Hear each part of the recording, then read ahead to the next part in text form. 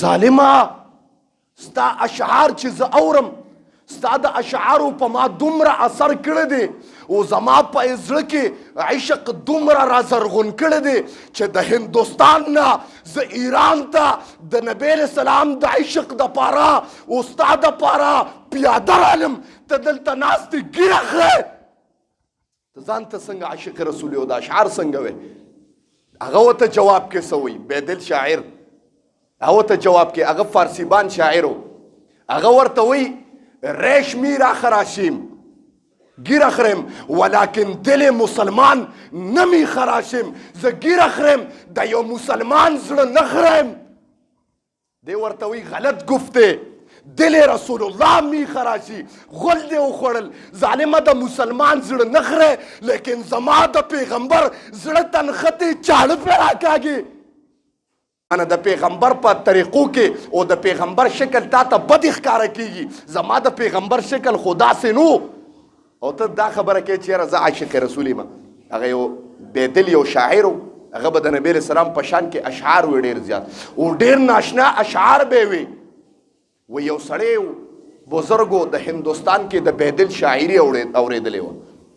خو دا بیدل د ایرانو خبرې ته توجه کوئ دی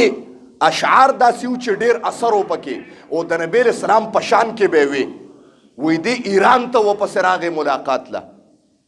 چې ایران ته راغی تپوس یې کو دلته دا یو شاعر دی بیدل نامه ده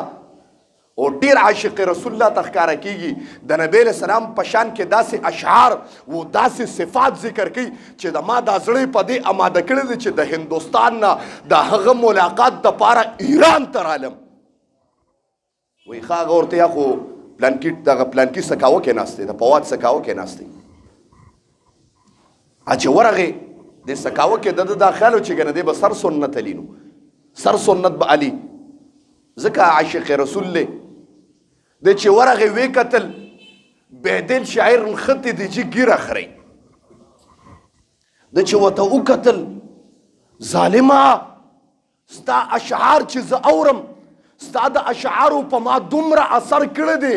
او زما په زړه کې عشق دومره را زرغون کړی دی چې د هندوستان نه زه ایران ته د نبی علیه السلام د عشق دپاره او ستا دپاره پیاده رالم ته دلته ناست یې ږیره خورې ته ځان ته څنګه عاشق رسول یې او د اشعار څنګه وې هغه ورته جواب کې څه وایي بیدل شاعر هغه ورته جواب کې هغه فارسیبان شاعر و هغه ورته وایي ریشمی را خراشیم گیر اخرم ولیکن دل مسلمان نمی خراشیم ز گیر اخرم دا یو مسلمان زړه نخرم دی ورته وی غلط گفته دل رسول الله می خراشی غل دی وخوړل ظالمه د مسلمان زړه نخره لیکن زما د پیغمبر زړه تنخته چاړه پر راکاږي غول خوره ته وې د مسلمان زړه نه خورم د پیغمبر زړه خورې او د مسلمان زړه نه خورې دی چې واورېده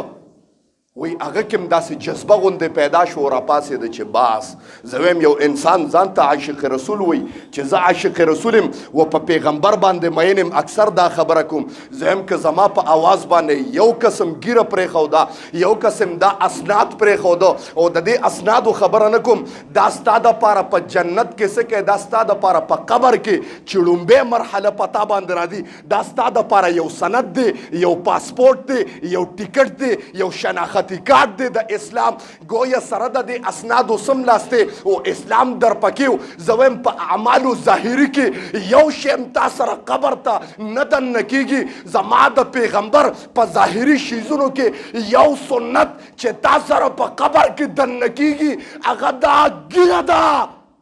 چې تا سره به قبر ته دننه کیږي قسم دی وګوره عشق ښکاره که ته خو پرېږده که نه ته وګوره چې په دې کې لذت او مزه ښکاره کیږي نه که نه او د خدای زه یو خبره کوم د نبي علیه السلام په ذات باندې غیرت وکړه د الله رسوله ستا امتي ستا په ذات باندې غیرت کوم الله رسوله ستا د ذات د عشق الفت مینې پیار دپاره مې پرېښې د الله رسوله او ستا معامله ده چې څه وکړه د خدای په ذات ته قسم خورم د دا منبر نه لګیم چې په خوب کې ته د نبی علیه الصلاة والسلام مبارک زیارت ونه شه ماته ووایه غول دې په منبر د پاسه خوړلي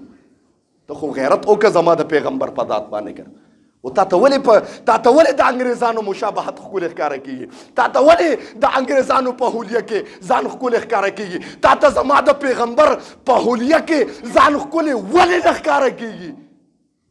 نو خبره مې دې پورې کوله زما محترمو چې انسان وایي چې یاره زه عاشق رسول یم، د عشق لومبی دغه دا ده چې د ده په مخ باندې سندي که بغیر د دې یو انسان اعلان وکړه چې نبی علیه السلام دپاره سر قطع کولو ته تیار یم ګیرې خریلې وه، پکا دروغجن دی زما محترمو.